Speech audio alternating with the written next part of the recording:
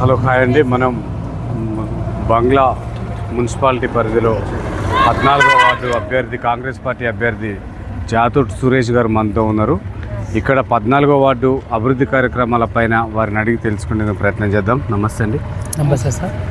Councillor అంటే ఏంటిది, అసలు మీరు ఏం చేయాలని కౌన్సిలర్ పోటీ చేయాలనుకుంటున్నారు? నాకు డాక్టర్ రామచంద్ర నాయక్ చిన్న వయసులో 27 సంవత్సరాల్లో నాకు టికెట్ ఇవ్వడం అది చాలా గొప్ప.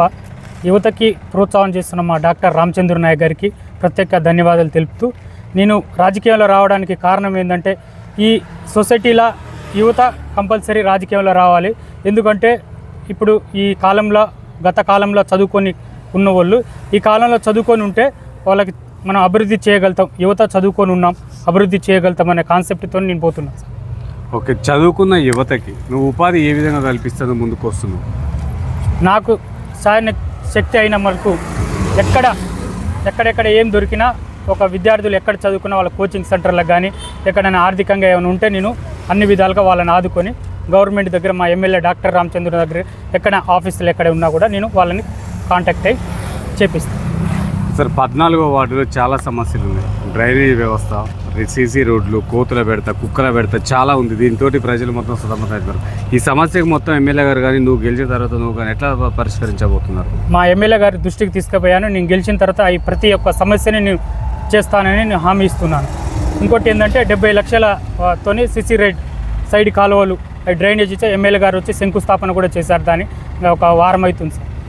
ఓకే, ఇక్కడ మీ వార్డులో చదువుకున్న యువతకి లైబ్రరీ కానీ క్రీడా ప్రాంగణం కావాలని అంటున్నారు. స్కూళ్ళు కూడా మంచిగా లేవట. తర్వాత వైద్యం కోసం చిన్నపాటి హాస్పిటల్ కావాలంటున్నారు. దీనిపైన మీరు ఎమ్మెల్యే గారి దృష్టికి తీసుకెళ్లారా?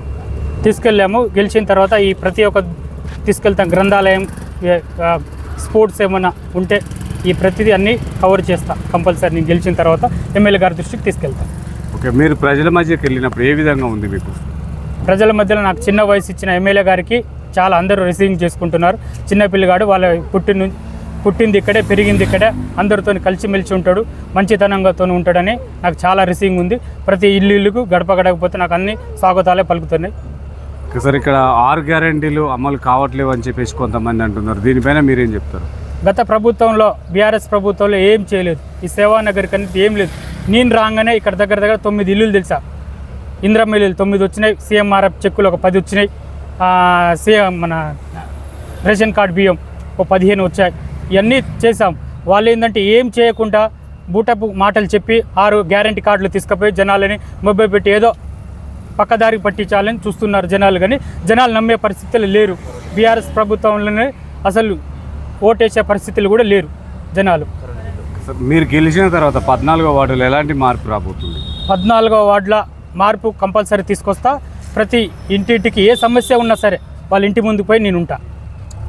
కాంగ్రెస్ పార్టీకి కానీ మీకు కానీ ఓటు ఎందుకు వేయాలంటే ఏం చెప్తారు? కాంగ్రెస్ పార్టీ ఈ కరెంట్ ఇచ్చింది కాంగ్రెస్ పార్టీ, ఈ రోడ్ వేసింది కాంగ్రెస్ పార్టీ, ఈ విద్యా సంఘం విద్యార్థులని ప్రోత్సహించేది కూడా కాంగ్రెస్ పార్టీ చదువుకి.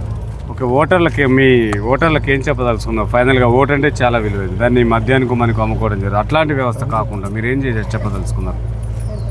అందరూ నాతోనే అభిమానంతోనే నాతోనే వస్తున్నారు. అంతే అంతే. Okay, thank you sir. చూస్తూనే ఉండండి.